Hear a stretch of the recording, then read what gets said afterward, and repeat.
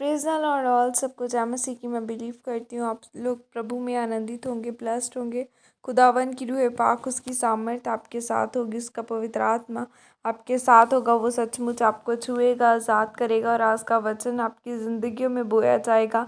आओ मैं इस पाक और पवित्र वचन को आपके लिए पढ़ती हूँ, जो वचन हमें परमेश्वर के दास अपोस्टल अंकुर यूसुफ नरूला जी द्वारा और परमेश्वर की दासी पास्टर सोनिया यूसुफ नरूला जी द्वारा दिया जाता है। आओ मैं जिंदा वचन को आप सभी के लिए पढ़ती हूँ। परमेश्वर पापी को कैसे ऊंचा करता है, जैसे कि पवित्र बाइबल मत्ती 1:5 में लिखा है। सलमोन और राहाब से बोझ उत्पन्न हुआ, बोझ और रूत से ओबेद उत्पन्न हुआ और ओबेद से यशक उत्पन्न हुआ। आमीन। मेरे प्रियो, बाइबल कहती है राहाब एक वेश्या थी। उस वेश्या का घर उस नगर के बिल्कुल बाहर था और जो नगर की दीवार थी वह उस औरत के घर के साथ जुड़ी थी, जिसने यहोशू के समय पर, जब यहोशू ने देखा कि सामने का देश परमेश्वर हमें देता है, उसने भेदिए भेजे कि जाओ और उस देश के भेद लेकर आओ। जब वह भेदिए उस देश में गए तो उस औरत ने भेदियों को अपने घर में छुपा रखा।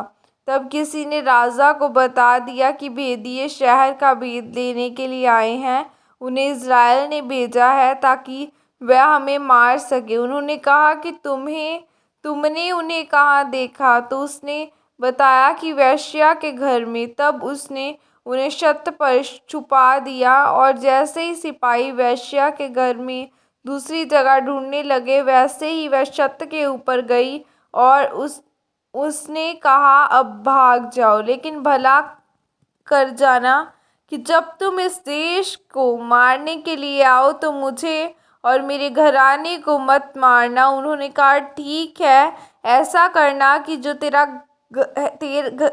घर है तेरा है, वहाँ पर लाल धागा बांध के रखना। जितने तेरे लोग उस घर में होंगे उतनों हम नहीं मारेंगे, बाकी हम सारे मार देंगे। अगर वह लोग घर के बाहर आए तो उनका लहू तुझ पर पड़ेगा। अगर हम में से किसी ने तेरे घर में जाकर मारा तो यहोवा ने के सामने दोषी ठहरेंगे।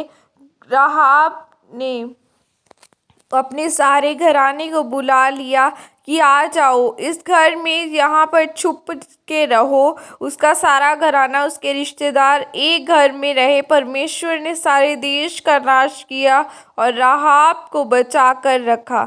मेरे प्रिय, राहाब जो दुनिया की नज़रों में वेश्या थी, पापी थी, लेकिन उसने परमेश्वर के सुसमाचार पर विश्वास किया। वह सुसमाचार को सुनती थी कि यहोवा परमेश्वर ने क्या क्या किया, कैसे उसने समुंदर को दो भाग किया। जो जो राजा इज़राइलियों के सामने आ रहे हैं, परमेश्वर इन सब को ख़त्म करता जा रहा है। और उसने कहा, मैं विश्वास करती हूँ और आप देखो परमेश्वर किसका पक्षपात नहीं करता है। हमने बड़ी बड़ी कहानियाँ सुनी हैं कि किसी व्यक्ति ने किसी पाप को माफ़ कर दिया, लेकिन यीशु मसीह ने कहा, मैं पापियों को मारने नहीं आया, मैं उनको बचाने आया हूँ। पापी को कोई भी मार सकता है, तुम भी मार सकते हो। यीशु मसीह ने कहा, मैं पापियों को अपनी ब्लड लाइन में जोड़ने आया हूँ। अब आप सोचिए, एक वह वेश्या जिसको लोग पसंद नहीं करते थे, जो शहर के बाहर बाहर रहती थी और जहाँ गंदे लोग जाते थे, और वह भी वैसे थी, लेकिन परमेश्वर के सुसमाचार ने उसको बदला और उसने स्वीकार किया। वह खुद भी बची, घराने को भी बचाया। और बाइबल कहती है, यीशु ने बताया, मैं अगर तुझे बुलाता हूँ, अगर तूने मेरे सुसमाचार पर विश्वास किया तो तू सिर्फ बचेगा ही नहीं बल्कि आशीषित भी होगा। ओबेद एक वेश्या थी को अपनी ब्लड लाइन में शामिल कर लिया, अपने रिश्तेदार बना लिया, उससे स्वीकार कर लिया। उसने सिर्फ माफ़ नहीं किया बल्कि उनको माफ़ करके, साफ करके, अपने लहू के साथ जोड़ के ऊंचा किया। आमीन।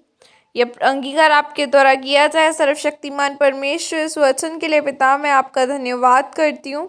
और परमेश्वर, मैं अंगीकार करती हूँ कि मैं आपके सुसमाचार पर आप अपने बड़े बड़े कामों पर विश्वास करूँगी ताकि आप मुझे ऊंचा कर सके और मैं भी तेरी ब्लड लाइन में शामिल हो सकूं। प्रभु यीशु मसीह के सामर्थ्य नाम में मांगती हूँ, आमीन आमीन। God bless you all, praise the Lord. जय मसीह की सबको।